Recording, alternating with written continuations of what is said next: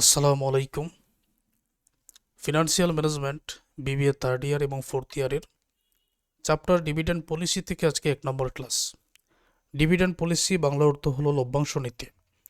আজকের ক্লাসে সম্পূর্ণ অধ্যায়ের বেসিক বিষয়গুলো তোমাদের আলোচনা করে বোঝানো হবে। এ অধ্যায়ের অঙ্কের সমাধানের জন্য কিছু সূত্র আমাদের শিখতে হবে, সেই সূত্রসমূহ শেখানো হবে, ব্যাখ্যা করে বোঝানো হবে। সম্পূর্ণ ক্লাস ধৈর্য ধরে প্রথম থেকে দেখলে কোনো শিক্ষার্থী বুঝবেন না, এরকমটা হবে না ইনশাল্লাহ। আমি আলোচনা শুরু করছি। সময়টা যাতে কম লাগে এই জন্য বেসিক বিষয় এবং সূত্রাবলী আগে থেকে আমি এখানে লিখে নিয়েছি, তারপরও যা কিছু লিখে বোঝানোর প্রয়োজন সেটা লিখে বোঝাবো। ডিভিডেন্ড পলিসি বা লভ্যাংশ নীতি, আমাদের বুঝতে হবে ডিভিডেন্ড কি। এখানে লেখা হয়েছে company stock, share holder, dividend, EPS, retention, এগুলোর মধ্যে আসলে সম্পর্ক কি। আমি এখন খুবই গুরুত্বপূর্ণ একটা আলোচনা করব। কোম্পানি যখন ব্যবসা পরিচালনা করবে তখন কোম্পানির মূলধনের প্রয়োজন আছে। সেই মূলধন কোম্পানি শেয়ার ইস্যু করে সংগ্রহ করতে পারে, ডেপ্ট অথবা ঋণের মাধ্যমে সংগ্রহ করতে পারে। স্টকের বাংলা অর্থ হলো শেয়ার। ইস্যু শব্দের অর্থ ধরে নিতে পারো বিক্রয়, মানে শেয়ার বিক্রয় করে সেই মূলধনটা গঠন করে ব্যবসা পরিচালনা করতে পারে। কোম্পানি শেয়ার ইস্যু করবে বা শেয়ার বিক্রি করবে কাদের কাছে? যাদের কাছে শেয়ার ইস্যু বা বিক্রয় করবে তাদেরকে বলা হয় শেয়ার হোল্ডার। ধরে নাও কোম্পানির একটা শেয়ার আমিও ক্রয় করে নিলাম, তাহলে আমি একজন শেয়ার হোল্ডার। প্রশ্ন হলো, আমি একটা শেয়ার কোম্পানির ক্রয় করতে যাব কেন? এখানে আমার ফায়দাটা কি? উত্তর হলো, যে শেয়ারটা আমি ক্রয় করেছি, শেয়ারের টাকা তো অবশ্যই আমি এক সময় পাবো, আর শেয়ারটা ক্রয় করার কারণে কোম্পানির যে আয় হবে অথবা লাভ হবে, লাভের একটা অংশ আমি পাবো। এই জন্য মূলত আমি শেয়ারটা ক্রয় করেছি। ওই যে কোম্পানি লাভের একটা অংশ শেয়ার হোল্ডারদের দিবে, এটাকে বলা হয় ডিভিডেন্ড অথবা লভ্যাংশ।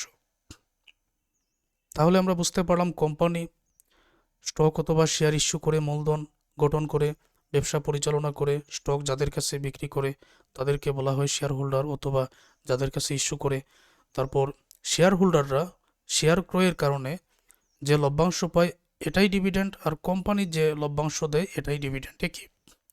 এখন আরেকটা আলোচনা, ইপিএস দ্বারা বোঝায় আর্নিং পার শেয়ার, শেয়ার প্রতি আয়, অর্থাৎ একটি শেয়ারে আয়। এটা কি দ্বারা প্রকাশ করা হয়? কোম্পানি ধরে নাও একটি শেয়ারে, কোন কিছু বিষয় লিখে বোঝাতে হচ্ছে, তোমরা লক্ষ্য করো।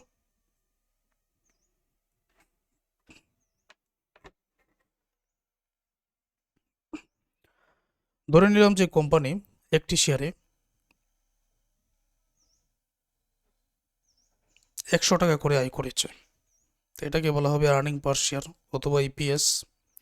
এখন 100 টাকা করে যে আয় করেছে এটা দুটি ভাগে বিভক্ত করা হবে। এই দুটি ভাগের মধ্যে একটাকে বলা হয় ডিভিডেন্ড, যেটা সংক্ষিপ্ত নাম হলো ডি। আরেকটাকে বলা হয় রিটেনশন, যেটা সংক্ষিপ্ত নাম হলো এখানে বি। আমি এখানে রিটেনশন আর দ্বারা বোঝাচ্ছি, তবে এটা সংক্ষিপ্ত নাম হলো বি।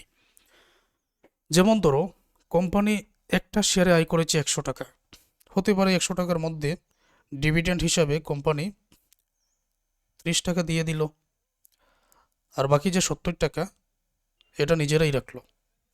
তখন লভ্যাংশটা কি আর রিটেনশনটা কি আমরা বুঝতে পারলাম। সুতরাং এখানে লেখা হয়েছে, দেখো, কোম্পানি শেয়ার প্রতি যে আয় করেছে যেটা নিজেদের কাছেই রেখে দিবে এটাই রিটেনশন, আর শেয়ার হোল্ডারদের যেটা দিয়ে দিবে এটাই ডিভিডেন্ড। আমি কি বোঝাতে পেরেছি? কোম্পানি আয় করেছে শেয়ার প্রতি 100 টাকা, 100 টাকার মধ্যে যারা যাদের কাছে শেয়ার ইস্যু করেছে তাদেরকে দিয়ে দিল 30 টাকা করে, এবং নিজেদের কাছে 70 টাকা রেখে দিল, এটাই রিটেনশন। আশা করব ক্লিয়ার।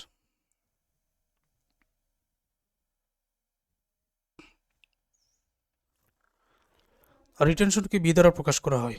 এখন এ অধ্যায়ে 3জন ব্যক্তির সূত্র ব্যবহৃত হয়। আমি আপাতত 2জন ব্যক্তির সূত্র এখানে লিখে দিয়েছি, আর বাকি সূত্রগুলো আমি পরবর্তী ক্লাসে দিব, ধারাবাহিক ক্লাসে। ফর্মুলার সমূহ কী কী শিখতে হবে? একজন ব্যক্তি হলো ওয়াল্টার্স, আরেকজন হচ্ছে গর্ডন। তো 2জনের সূত্র ব্যবহার করে P0 অথবা মার্কেট প্রাইস পার শেয়ার বাইর করা হয়। যেমন এখানে প্রত্যেকটা আমি আরও ব্যাখ্যা করে বুঝাবো। P0 market price per share. D দ্বারা বোঝায় ডিভিডেন্ড পার শেয়ার, প্রত্যেকটা শেয়ার প্রতি কি পরিমাণ লভ্যাংশ দেওয়া হবে। আর দ্বারা বোঝায় রেট অফ রিটার্ন, এই যে আর দ্বারা রেট অফ রিটার্ন। কেই দ্বারা বোঝায় এই যে কস্ট অফ ক্যাপিটাল অথবা কস্ট অফ ইকুইটি। ই দ্বারা বোঝায় আর্নিং পার শেয়ার, শেয়ার প্রতি আয়, সংক্ষিপ্ত নাম হলো ই। ডি দ্বারা বোঝায় ডিভিডেন্ড, ডি এই জায়গায় আছে, এই জায়গায় আছে, কেই এখানে আছে, এখানেও আছে। এখন কোনটা কি আমরা বুঝতে পারলাম। আর P0 এটা দ্বারা বোঝায় মার্কেট প্রাইস পার শেয়ার।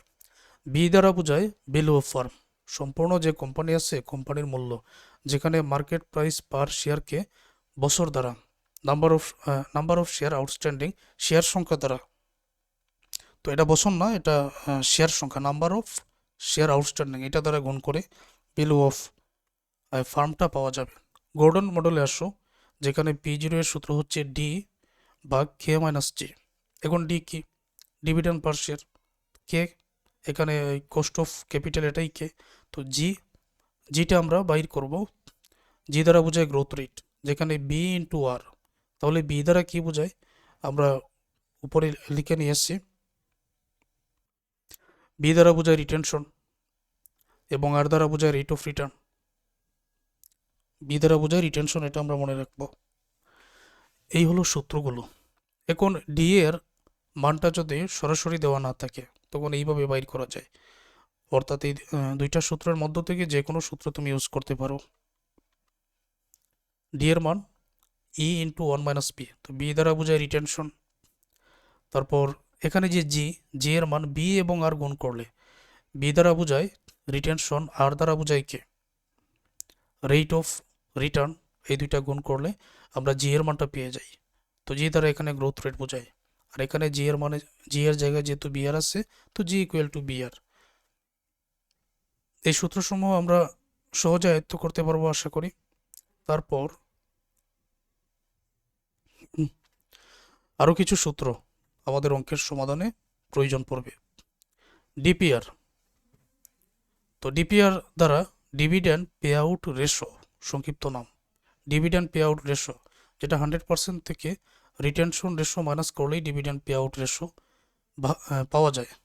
তো যদি সূত্রটা এরকম হয় যে dividend pay out ratio equal to 100% minus retention ratio, তখন রিটেনশন রেশো ইকুয়াল টু কী দাঁড়াবে। যেমন ধরো মাইনাসের রিটেনশন রেশো আমরা প্লাসের করে এদিকে নিয়ে আসলাম, আর প্লাসের ডিপিআর এটা মাইনাসের করে নিয়ে গেলাম, তখন ডিপিআর দেওয়া থাকলে রিটেনশন রেশো বাইর করা যায়, আর রিটেনশন রেশো দেওয়া থাকলে ডিপিআর, এই দুইটা সূত্রের মাধ্যমেই বাইর করা যায়।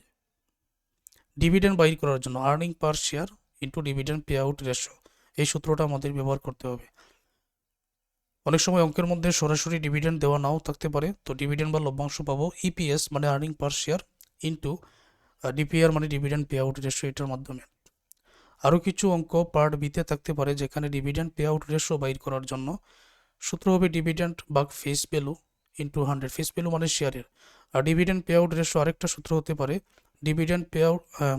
ডিভিডেন্ড পার শেয়ার ভাগ ইপিএস আর্নিং পার শেয়ার। ডিপিআর দ্বারা বোঝায় ডিভিডেন্ড পে আউট রেশো, আর ডিপিএস দ্বারা বোঝায় ডিভিডেন্ড পার শেয়ার, ইপিএস দ্বারা বোঝায় আর্নিং পার শেয়ার।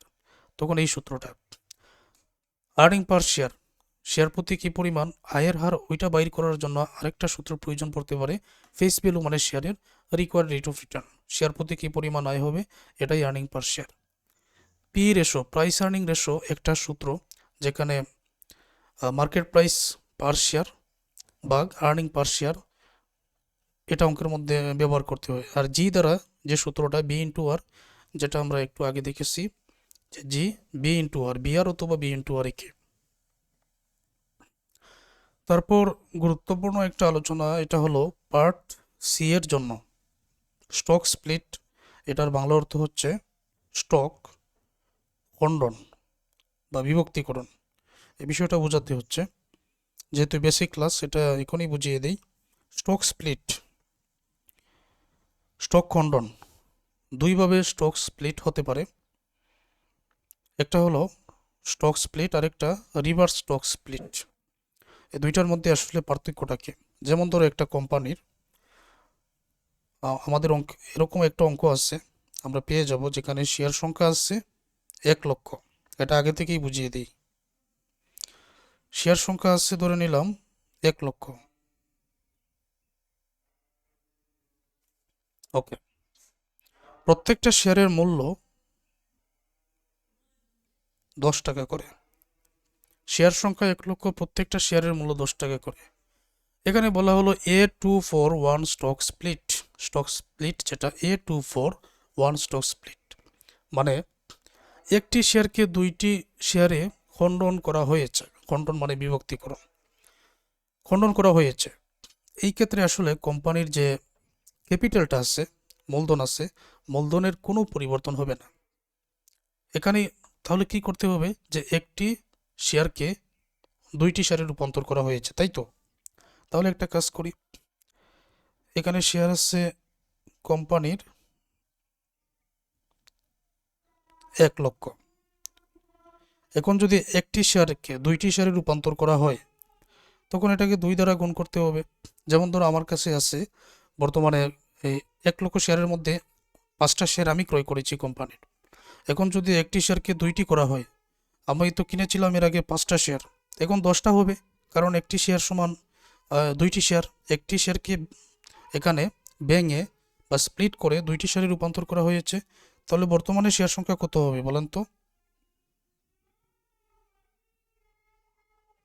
বর্তমানে কোম্পানির হয়ে যাবে 2 লক্ষ শেয়ার। এখন শেয়ার 2 লক্ষ হয়ে যাবে যদি বর্তমানে আমরা কোম্পানির ক্যাপিটালের পরিমাণ, শেয়ার মূলধনের পরিমাণ নির্ণয় করি, কত টাকা হবে? যেমন 1 লক্ষ শেয়ার আছে, 10 টাকা করে গুণ করলে কত টাকা হবে? 10 লক্ষ টাকা।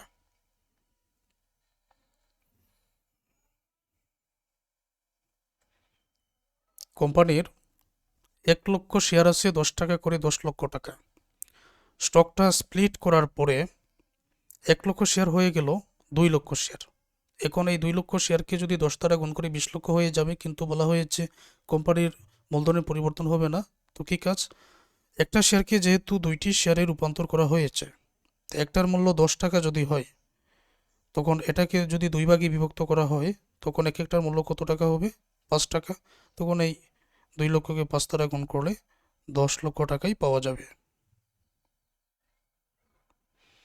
সহজভাবে আমরা বুঝতে পারলাম যে স্টক স্প্লিট মানে 1 লক্ষ শেয়ার আছে, এটাকে খণ্ডন করে ভেঙে যদি একটা শেয়ারকে দুইটিতে রূপান্তর করা হয়, তখন শেয়ারগুলো ডাবল হয়ে যাবে, আর শেয়ারের যে মূল্যটা ওইটা অর্ধেক হয়ে যাবে।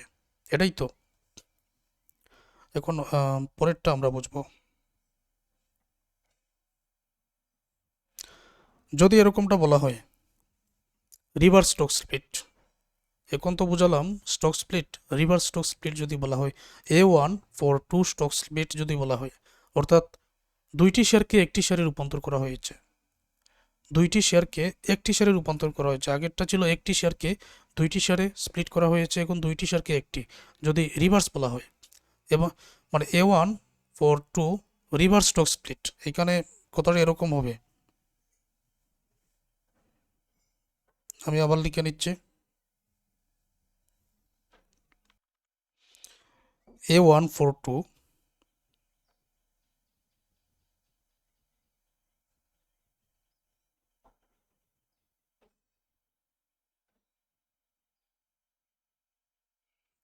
রিভার্স স্টক স্প্লিট যদি এই কথাটা লেখা থাকে, তো কোম্পানির আছে 1 লক্ষ শেয়ার। ওকে,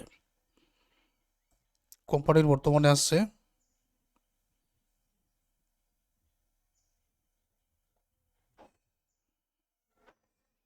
1 লক্ষ শেয়ার। দুইটি শেয়ার সমান যদি একটি শেয়ার এখন হয়ে যায়, মানে দুইটি শেয়ার এক করা হয়েছে, তখন বর্তমানে কতটা শেয়ার হবে? নিশ্চয়ই এটাকে 2 দ্বারা ভাগ করে বর্তমান শেয়ার সংখ্যা কত দাঁড়াবে? 50,000। এখন 10 লক্ষকে তুমি যদি 10 দ্বারা গুণ করো, তখন এইখানে মূলধনের পরিমাণ তো 10 লক্ষ টাকা হয়, শেয়ার মূলধন। কিন্তু স্প্লিট করা হবে, মূলধনের কোনো পরিবর্তন হতে পারবে না যদি এরকম হয়। এই 50,000 শেয়ারকে তুমি যদি এখন 10 দ্বারা গুণ করো, তখন টাকা তো 5 লক্ষ চলে আসবে। তো মূলধনের পরিবর্তন হয়ে যাবে। কি কাজ, যে এই যে শেয়ার প্রতি মূল্য, এটাকে দ্বিগুণ করে নিতে হবে। তো 10 টাকা আছে, আমরা যদি এখন এটাকে 20 দ্বারা গুণ করি, তখনই এখানে 10 লক্ষ টাকা হবে। তাহলে আমরা কি বুঝলাম? আমরা বুঝতে পারলাম যদি স্টক স্প্লিট হয় শেয়ার সংখ্যা ডাবল হবে, মূল্যটা হ্রাস পাবে, শেয়ার মূল্য। যদি রিভার্স স্টক স্প্লিট হয় শেয়ার সংখ্যা অর্ধেক হবে, শেয়ার সংখ্যা কমে যাবে, মূল্যটা বৃদ্ধি পাবে। এটা কি ক্লিয়ারলি বোঝা গেছে? এরকম অঙ্ক তোমাদের পার্ট সিতে থাকবে এই অধ্যায়ের। অঙ্কগুলোর সমাধান আমি বোঝাবো। স্টক স্প্লিট, শেয়ার সংখ্যা ডাবল হবে, মানে শেয়ার বৃদ্ধি পাবে, মূল্য কমে যাবে। রিভার্স স্টক স্প্লিট, শেয়ার কমে যাবে, মূল্য বৃদ্ধি পাবে। ওকে, শুরু থেকে যে আলোচনা করেছিলাম, company stock, share holder, dividend, EPS, কারো কোনো প্রবলেম থাকলে আমাকে জিজ্ঞেস করে নিও। আর এই ক্লাসটা খুবই গুরুত্বপূর্ণ ছিল তোমাদের জন্য। আর কোনটা দ্বারা কী বোঝায় এটা একটু ভালোভাবে জেনে নিও। এবং এই সূত্রাবলী আমি পরবর্তী ক্লাসে তোমাদের সরাসরি এগুলো প্রয়োগ করে দেখাবো, তখন সহজে বুঝতে পারবেন। ধন্যবাদ সবাইকে। ক্লাস